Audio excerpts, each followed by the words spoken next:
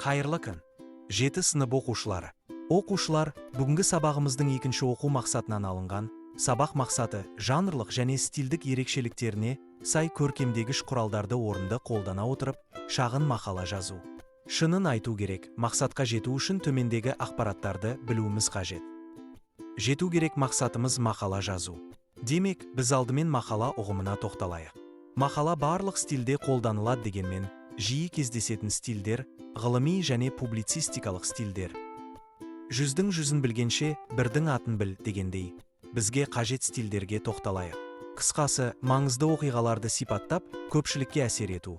Көзқарас қалыптастыру мақсатыда қолданылатын стиль, публицистикалық стиль.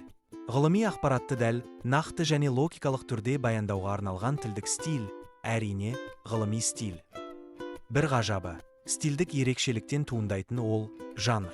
Оқушылар, байқаған болсаңыздар, бізде екі стильде де жанр түрлері көп. Дегенмен екі стильге де ортақ жанр мақала жанры. Публицистикалық мақала қоғамдық маңызы бар мәселе туралы пікір білдіреді. Ғылыми мақала белгілі бір мәселе туралы жүргізілген зерттеу нәтижесін талдайды. Берілген көркемдеуіш құралдар мақала жазуымызға сөз жоқ көмектеседі. Біріншіден, мақаланы көркем әрі әсерлі етеді. Екіншіден, ойларын нақты жеткізуге көмектеді. Бірақ, ғылыми мақалада көркемдеуіш құрал көп қолданылмайды, тек кіріспе және қорытынды бөлімде кездеседі.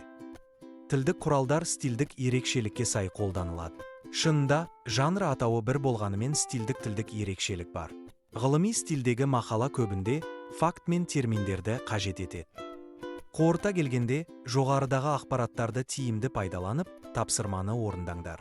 Білім алушылар дескрипторға қарай отырып, тапсырманы жүйелі әрі жылдам дайындаңыздар.